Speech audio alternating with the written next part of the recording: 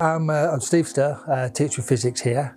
Originally I worked in science and industry, but for the last 16 years I've been a teacher of physics, 15 years here at this college.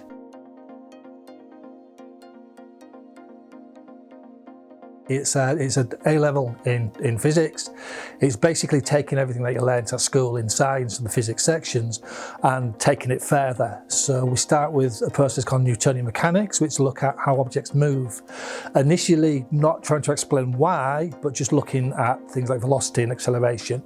And then trying to explain why with a process called dynamics and explaining how forces interact and cause things to move. We then look at energy and the energy within systems, and then we look at how materials behave under stress and strain and stretch, and we look at how objects will behave once they collide with each other with the conservation of momentum. We then, at Christmas, we take a detour and we focus on electrical theory. So we look at what electricity is, the basic principles behind everything, and then we look at some circuit design, not as engineers, because obviously the engineering course would look at that, but more as a theorist and looking at the actual application of them.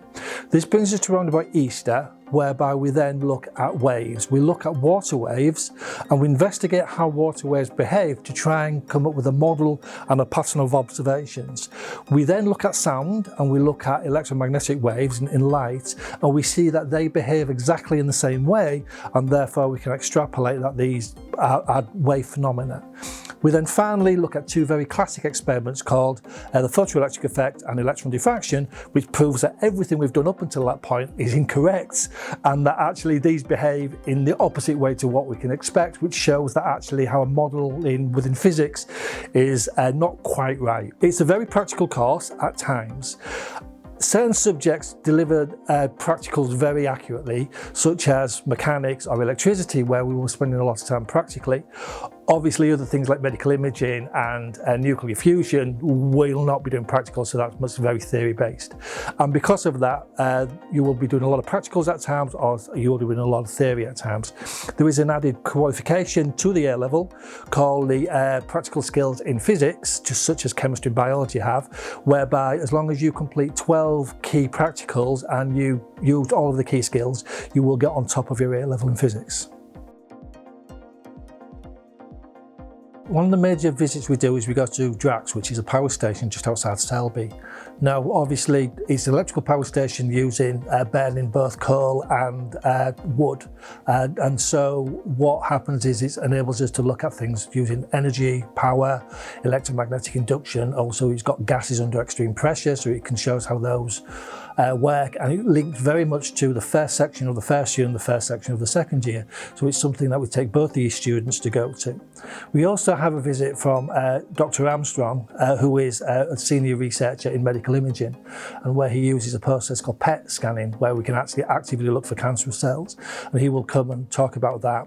And we also have a visit from Professor Brad Gibson, who's the head at Hull University's physics department, and his research area is predominantly astrophysics, so he will come and talk to our students about the birth and death of stars, and he will also talk a lot about his research and what his PhD students at Hull University are researching in, which has very much a strong link, but it also links very much towards prospective outcomes for the students, and the fact that two of our ex-students are actually working with him or doing PhDs there.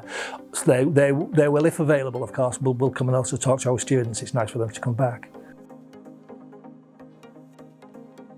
Very often people who do A-level physics go on to higher education, and they will do degrees in physics or maths or engineering. It's obviously essential for physics and astrophysics, but also people who are doing a degree in maths often find it very useful, or even chemistry find it very useful, and engineering it's probably compulsory, along with architecture as well. It often is essential to do that. That often people will leave us and go and do degrees in those subjects, but then go into careers completely different. There are a lot of examples of students who have gone and done physics degrees and then have become actuarists, or have worked in banking, or have gone into design. So it's very much a facilitating subject. What physics proves is that you can think logically, you can analyse systems, and therefore these are key skills that are used very much in industry. The summer work I'd want you to do is I want you to research into the aerofoil.